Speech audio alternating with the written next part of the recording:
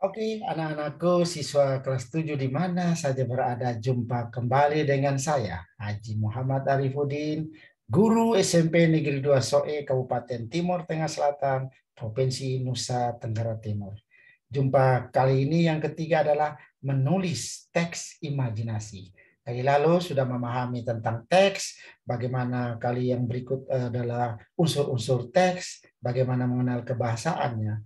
Kali ini Bapak ingin mengajak kalian untuk mengenal tentang bagaimana cara menulis teks imajinasi. Oke, perhatikan yang ingin Bapak sampaikan saat ini. Nah, anak-anakku, bagaimana menulis teks imajinasi? Kita tahu bahwa sebelum menulis cerita imajinasi atau fantasi, harus diketahui unsur-unsur yang membangun cerita imajinasi. Unsurnya adalah ada keajaiban, cerita mengungkapkan hal yang supranatural, misteri, seperti yang Bapak jelaskan kali lalu. Cerita adalah bersifat fantasi, imajinatif, yang diciptakan oleh penulis. Nah, pada cerita fantasi, tidak mungkin dijadikan biasa. Tokoh dan latar diciptakan penulis tidak ada dalam dunia nyata. Dan dimodifikasi seolah-olah cerita itu ada di dunia nyata.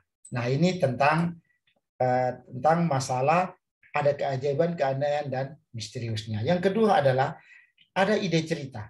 Ide cerita terbuka terhadap daya khayal penulis, tidak dibatasi oleh realitas kehidupan nyata. Ide juga berupa irisan dunia nyata dan dunia hayal. Jadi digabungkan antara dunia nyata dan dunia hayal. Nah, kadang bersifat sederhana tapi mampu menitipkan pesan yang menarik. Tema dari cerita fantasi adalah gaib, supranatural atau futuristik. Jadi dia sifatnya gaib, supranatural, futuristik. Yang ketiga adalah menggunakan berbagai latar, lintas ruang dan waktu.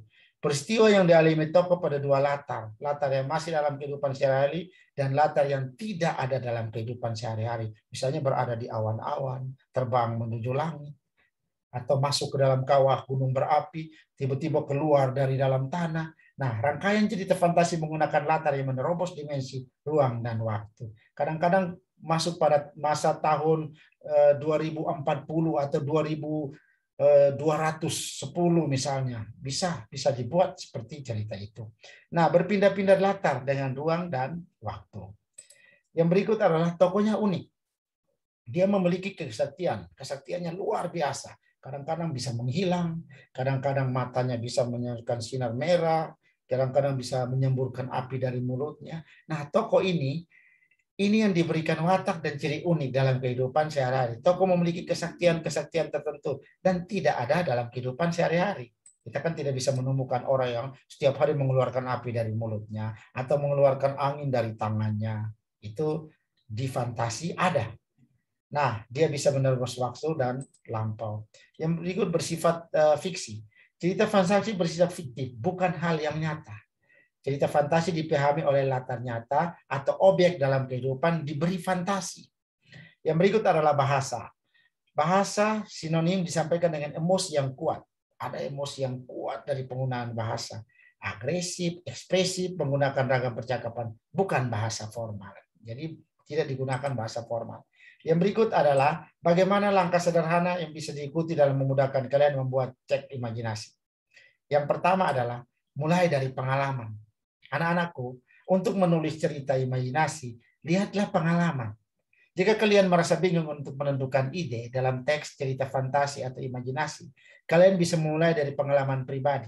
Kalian masing-masing, misalnya pengalaman kalian mengunjungi tempat wisata, pengalaman menonton film, atau pengalaman lain, berkunjung ke gunung, ke danau, ke tempat-tempat wisata, kalian bisa menceritakan fantasi di situ.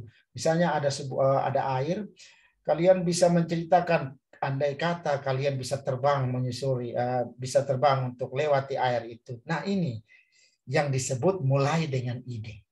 Yang berikut adalah memberikan sentuhan imajinasi. Ketika kalian sudah menemukan sesuatu yang aneh atau sebuah pohon besar, beringin besar dengan buah yang lebat, kalian bisa membuat fantasi di situ. Hal yang tidak masuk akal pada cerita, misalnya saja kalian membuat seakan-akan kalian memiliki kekuatan super. Atau kalau kalian mengambil contoh cerita pengalaman jalan-jalan tempat wisata, kalian bisa menghubungkan dengan legenda yang ada tempat tersebut dan masih banyak lagi. Misalnya ada legenda batu itu bisa menelan orang, lalu kalian bisa masuk ke dalam batu itu kemudian berkelahi dengan pemilik batu itu. Bisa digunakan dalam cerita imajinasi. Yang berikut munculkan konflik atau masalah. Konflik atau masalah terjadi dalam sebuah cerita karena dapat membuat cerita kalian menjadi lebih menarik untuk dibaca. Konflik bisa dibuat dari munculnya masalah sampai masalah memuncak. Misalnya saat kalian mengunjungi tempat wisata, tiba-tiba kalian bertemu dengan monster yang mengerikan, kalian bertarung dengan monster itu, namun kalian bisa menghajar monster itu hingga monster itu tewas dan kalian selamat. Ini juga bisa membuat suatu bentuk fantasi. Yang berikut adalah selesaikan konflik atau masalah. Setelah masalah dalam cerita muncul dan sudah memuncak, masalah tersebut harus diselesaikan. Sehingga bisa menjadi solusi cerita dan mendadak bahwa cerita yang kalian buat sudah selesai. Misalnya, saat kalian bertarung melawan monster yang super, kalian menggunakan kekuatan yang lebih super, dan kalian akhirnya bisa mengalahkan monster itu, kalian selamat. Ini akhir dari sebuah konflik.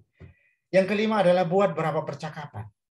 Anak-anakku, pada teks cerita imajinasi biasanya terdapat beberapa percakapan antar tokoh. Ada beberapa tokoh, mereka bercakap-cakap. Percakapan yang dibuat harus diberi tanda petik dan menggunakan bahasa yang tidak baku atau tidak formal. Bagaimana anak-anak? Gampang kan membuat cerita imajinasi atau cerita fantasi? Cerita ini hanya hayalan. Kalian bisa membuatnya dengan hayalan kalian dan imajinasi kalian. Oke, terima kasih. Selamat mencoba. Mudah-mudahan kalian bisa membuat teks imajinasi sendiri dengan teks yang sangat sederhana ini.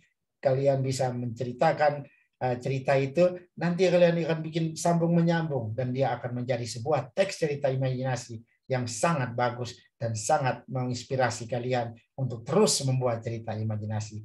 Ini saja yang bisa Bapak jelaskan tentang bagaimana menulis teks imajinasi atau cerita fantasi di bagian ketiga kali ini.